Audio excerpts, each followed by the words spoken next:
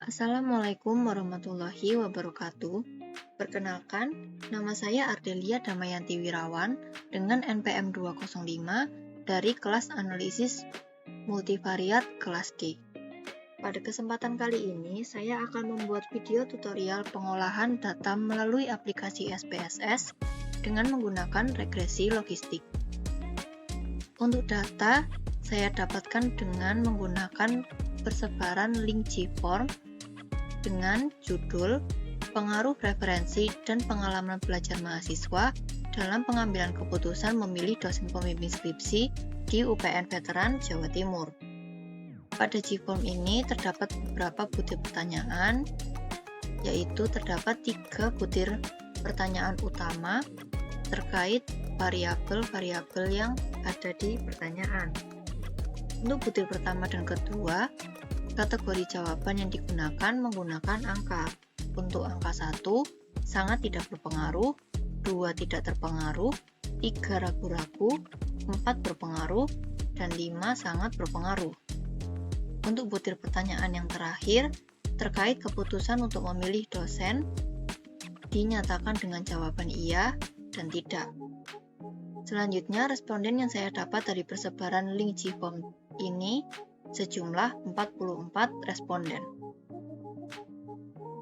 Berikut saya sajikan hasil jawaban responden dari persebaran link Gform tersebut. Dari pertanyaan iya dan tidak, saya ubah menjadi angka. Untuk 1 adalah jawaban untuk iya dan 0 untuk jawaban yang tidak. Selanjutnya, dari data-data ini kita bisa mengolahnya di aplikasi SPSS. Untuk langkah pertama, kita bisa melakukan copy paste terhadap data angka ini. Selanjutnya, kita masuk ke aplikasi SPSS. Kita ubah ke data view, kemudian terdapat tabel variabel. Di sini kita bisa melakukan copy paste. Dan hasilnya akan seperti ini. Hal ini dilakukan terhadap variabel Y juga.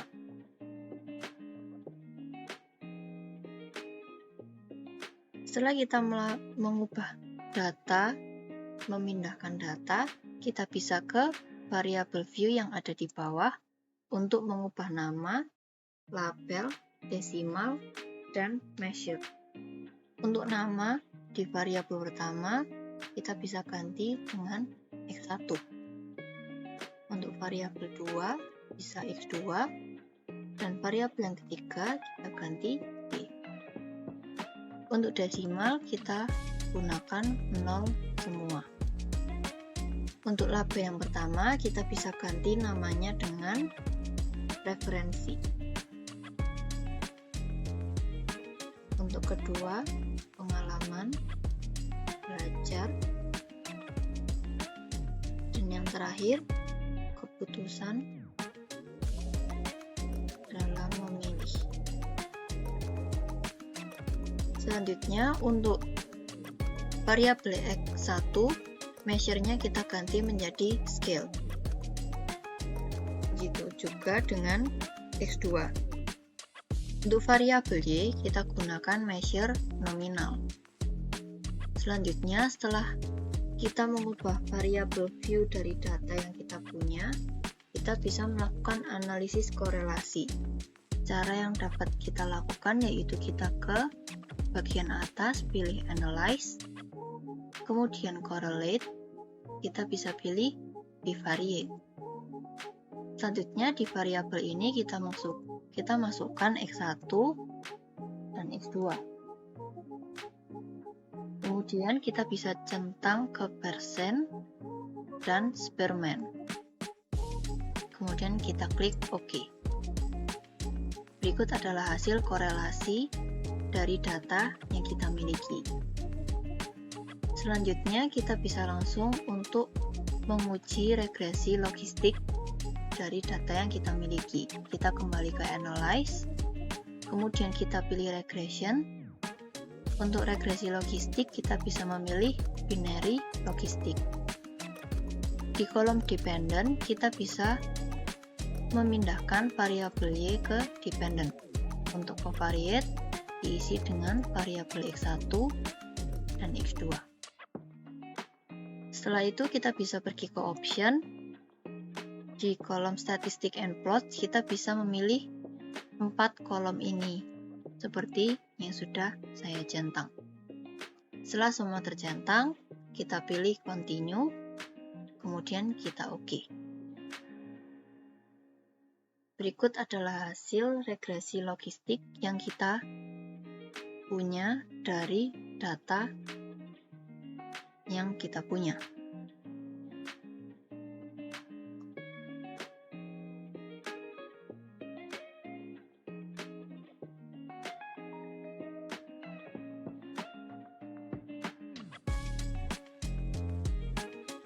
Kemudian saya akan menjelaskan bagaimana cara membaca hasil korelasi dan regresi yang sudah kita lakukan di aplikasi SPSS.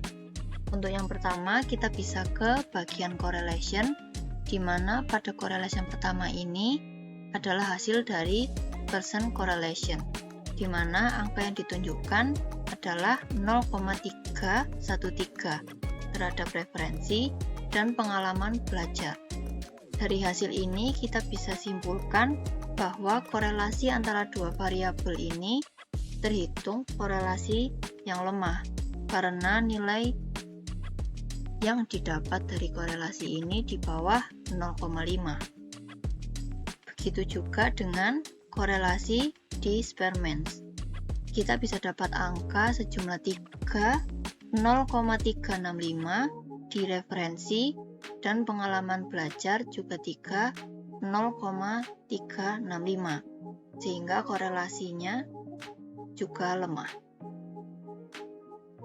Kemudian kita pindah ke hasil regresi logistik, di mana di sini menunjukkan bahwa di case processing summary semua data yang dihitung tidak ada miss-nya, sehingga dari 44 data yang kita dapat, total dari perhitungannya adalah 100%, di mana data yang dihitung tidak ada yang missing atau terlewatkan. Selanjutnya, untuk melihat hasil signifikan, kita bisa pergi ke bawah ke kolom variable in the equation, di mana nilai signifikan kita bisa melihat dari kolom yang ada di sheet ini, di mana nilai yang didapat terhadap referensi adalah 0,076, pengalaman belajar 0,046, dan konstanta yang didapat adalah 0,048. Dari hasil ini, kita bisa menyimpulkan bahwa referensi atau variabel X1 tidak signifikan atau tidak berpengaruh terhadap keputusan memilih karena nilai yang didapat di atas 0,05. Tetapi untuk pengalaman belajar atau variabel X2 hasilnya signifikan atau berpengaruh karena nilai yang didapat adalah 0,046, di mana nilai itu berada di bawah 0,05, dan konstanta yang didapat adalah 0,048. Selanjutnya, dari classification table kita bisa tahu bahwa keaslian data ini memiliki overall percentage dengan nilai 93,2%.